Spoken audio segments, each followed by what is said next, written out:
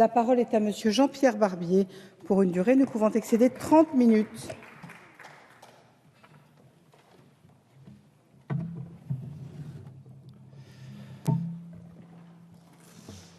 Madame la Présidente, Madame la Ministre, Monsieur le Ministre, Mesdames et Messieurs les rapporteurs, mes chers collègues, nous débattons aujourd'hui d'un budget qui s'élève à près de 500 milliards d'euros.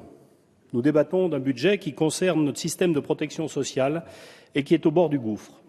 Un système à bout de souffle qui met en péril la pérennité de notre modèle social français.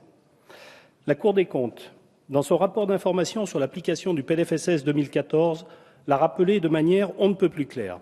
Je cite : « La permanence de ces déficits sape sa solidité et sa légitimité. Revenir au plus vite à l'équilibre des comptes sociaux, en affermir la trajectoire, sont d'autant d'enjeux fondamentaux. La réussite est possible. » Il y a donc urgence à prendre des décisions fortes.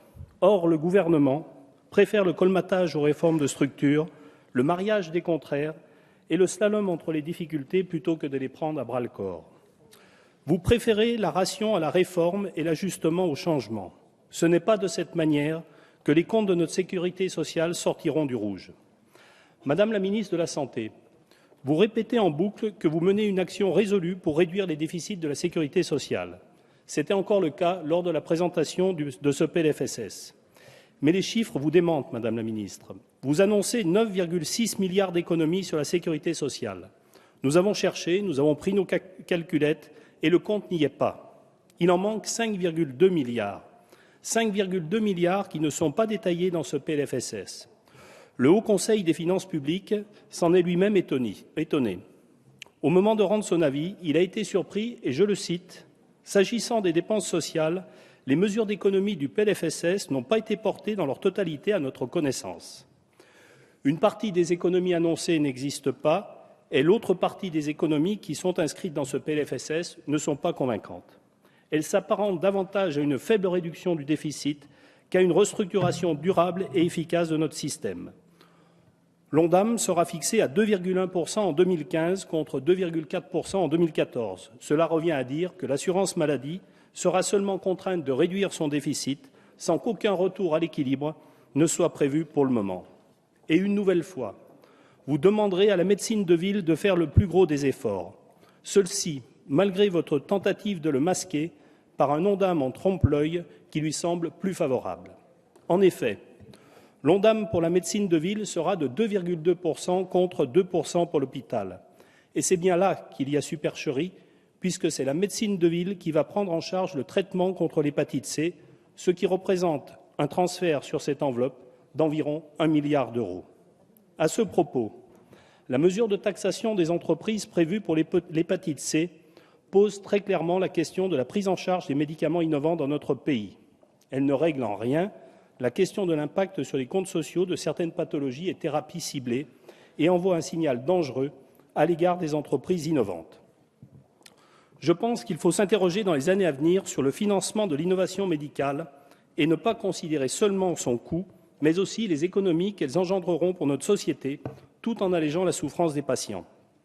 L'innovation pharmaceutique, secteur stratégique, doit rester en France. C'est essentiel pour notre industrie, nos emplois, la recherche et le développement de notre pays.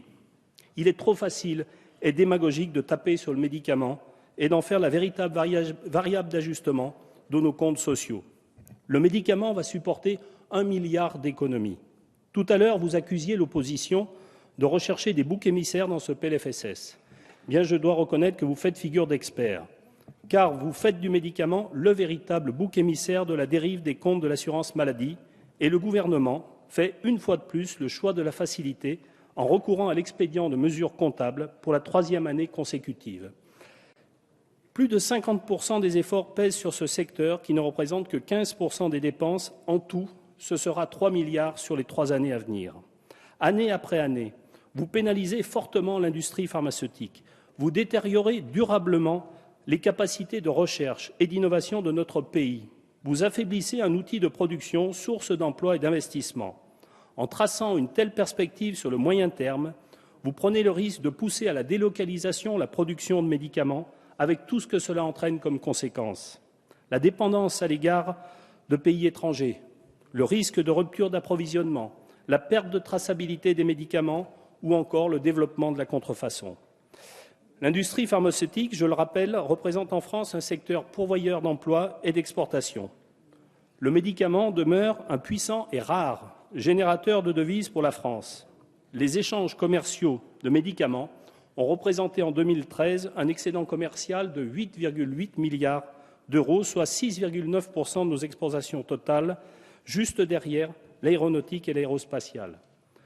D'ailleurs, le président de la République, François Hollande, avait identifié l'industrie du médicament comme un secteur stratégique pour notre pays. Vous en faites un secteur tragique, un secteur qui, pour la première année, vient de passer sous la barre symbolique des 100 000 emplois, alors que nous avions l'habitude d'être à 120 000.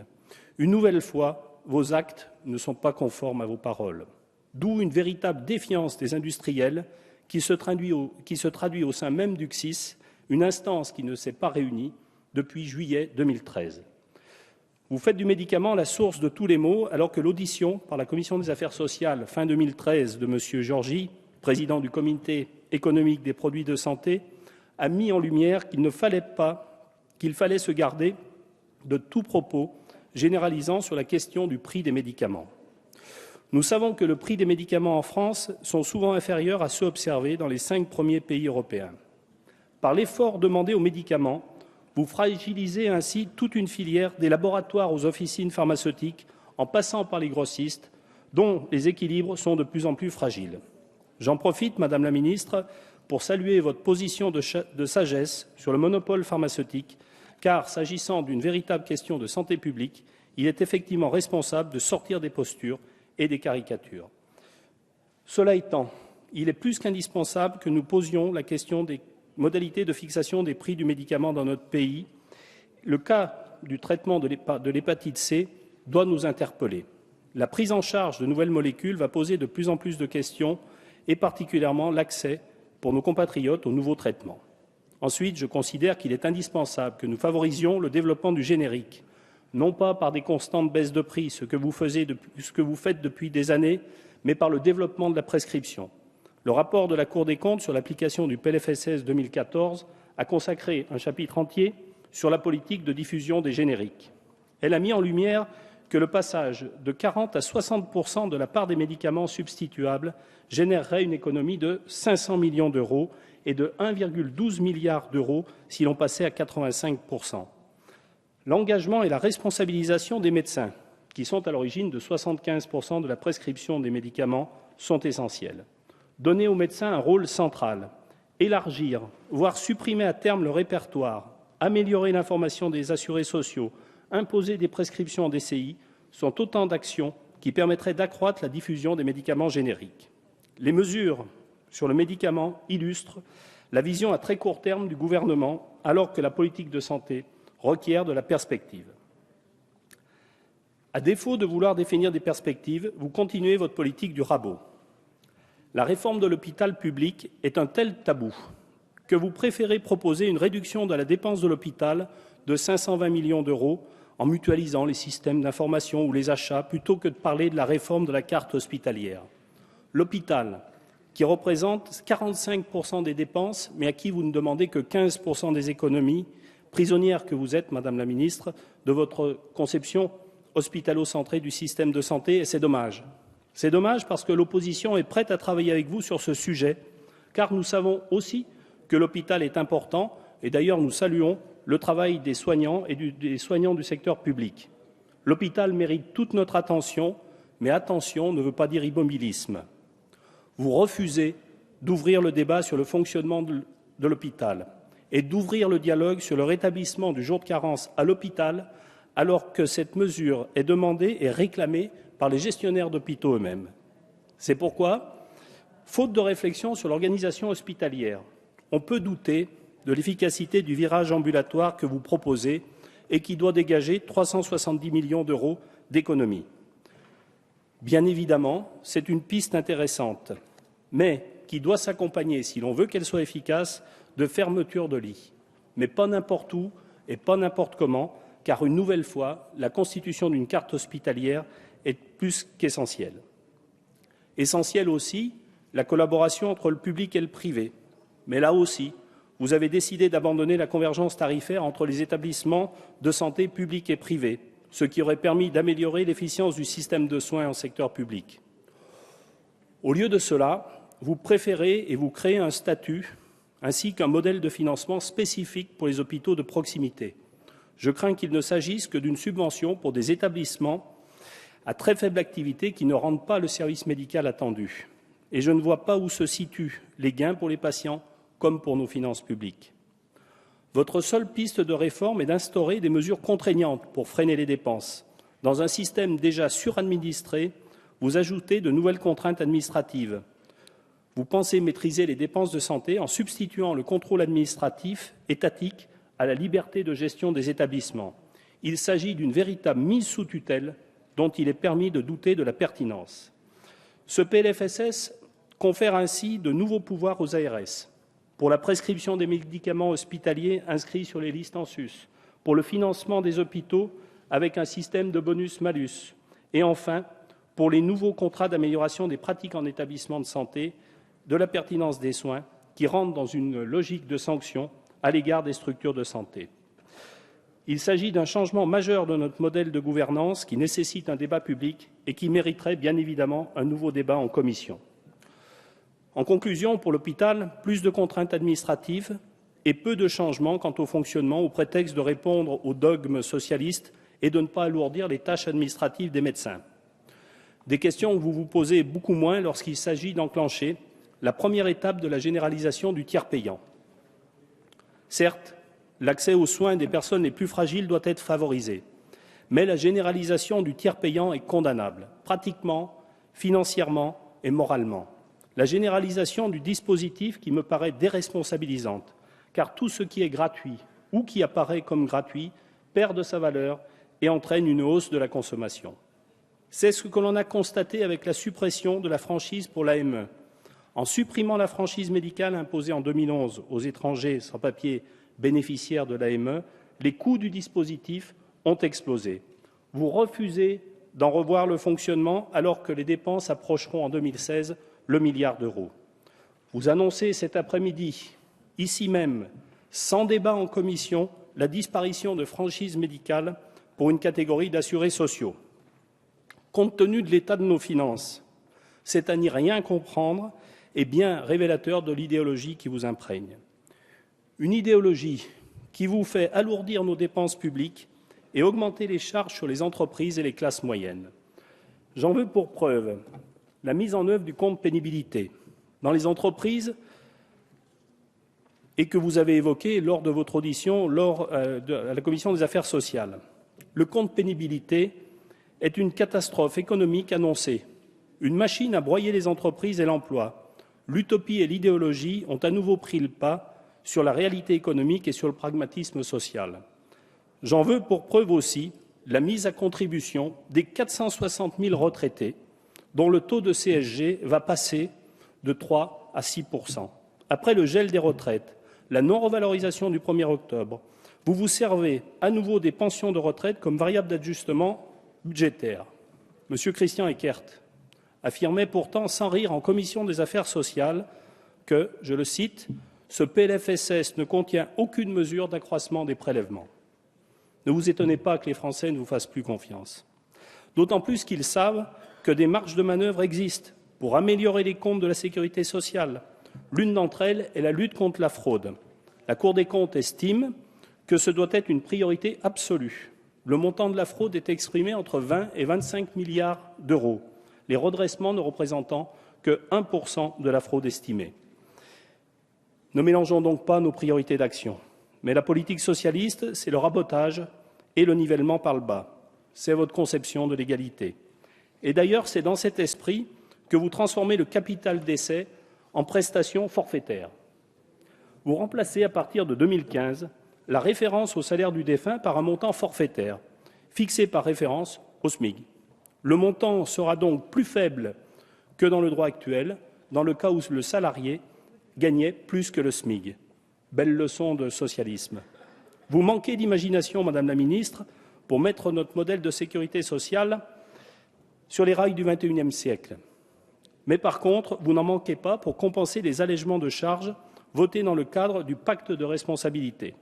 Avec mes collègues du groupe UMP, nous avons cherché la compensation promise des 6,3 milliards d'euros d'allègement des charges de cet été. Certes, vous dégagez la sécurité sociale du paiement des 4,75 milliards d'euros d'aide au logement qui devront être assumés par l'État. C'est bien connu, l'État a un budget très excédentaire. Et vous transférez vers la sécurité sociale l'intégralité du produit des prélèvements sociaux du capital à hauteur de 2,5 milliards.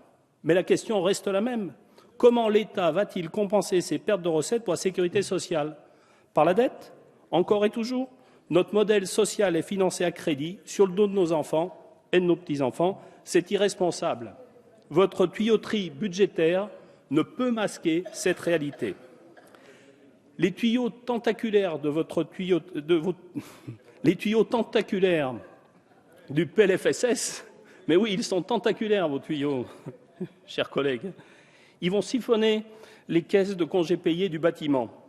Pour boucler des fins de mois difficiles, la sécurité sociale, et pour trouver de la trésorerie pour une année seulement, l'article 14 du PLFSS envisage de faire payer à la source les cotisations sociales dues sur des indemnités de congés payés versées par les caisses avant que le congé soit pris et avant que l'indemnité soit versée. Selon quelle logique économique des cotisations sociales peuvent-elles être versées par l'État avant que l'indemnité soit versée? Il s'agit purement et simplement d'une intrusion étatique à visée confiscatoire dans un processus qui garantissait jusqu'alors une prestation socialement et financièrement ordonnée. Nous avons là un modèle social et économique au service des entreprises et des salariés qui a démontré, depuis le Front populaire, son efficacité. Et vous ne trouvez rien de mieux que de le mettre à mal. Menée sans aucune concertation, cette mesure est caractéristique de votre méthode de gouvernement, ne pas réformer ce qui ne marche pas et déstabiliser ce qui fonctionne. Parmi ce qui marche et que vous adorez déstabiliser, il y a bien évidemment notre politique familiale. Avec zèle, vous déconstruisez depuis 2 ans le modèle français de politique familiale. Dans ce PLFSS, une nouvelle fois, les familles sont mises à contribution, avec tout un train de mesures visant la prime de naissance, le congé parental, la majoration des prestations familiales, les aides à la garde d'enfants. Au total, il y en a pour 800 millions d'euros, soit la facture de l'attaque contre la politique familiale. Le gouvernement persiste même à affirmer, sans rire, qu'il aime et soutient les familles. Qu'est-ce qu'il en serait si vous ne les aimiez pas? Mais quand on aime, on ne compte pas, mais nous, justement, nous avons compté.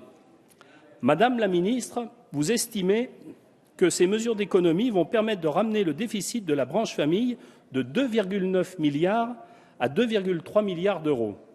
En commission des affaires sociales, et encore cet après-midi ici même, Madame la présidente de la commission nous a affirmé que 2 milliards supplémentaires ont été apportés à la politique familiale depuis que vous êtes au gouvernement. Eh bien, j'en déduis donc, avec les chiffres du déficit que nous avons et les chiffres que vous nous avez annoncés, c'est que vous êtes en majeure partie responsable du déficit de cette branche famille en 2 ans. Face à la levée de boucliers de votre propre camp et de l'opposition, vous avez reconsidéré certaines de vos mesures et vous avez sorti de votre chapeau la modulation des allocations familiales en fonction des revenus à partir du 1er juillet 2015. Vous considérez cela, Madame la ministre, comme une réforme. Et cette réforme, nous la prenons dans les médias, le jeudi, alors que l'examen du texte en commission s'est achevé le mercredi.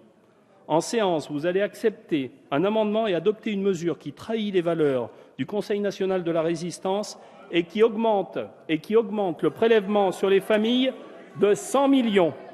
Vous remettez en cause sans Seul aucun l'orateur a la débat. parole. Merci, mes chers collègues. Vous remettez en cause sans aucun débat en commission l'universalité de notre politique familiale. Je vous rappelle, Madame la ministre, que l'universalité a toujours voulu dire universalité des droits contributifs, c'est-à-dire que chacun a droit à la même prestation en contrepartie de cotisations versées en fonction des revenus. Cette remise en cause fondamentale se fait sans aucune discussion en commission des affaires sociales.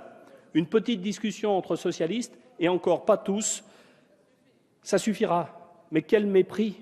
Vous êtes en train d'ébranler un des piliers de notre modèle social, de dénaturer complètement la politique familiale et notre politique de natalité qui verse une compensation de charges.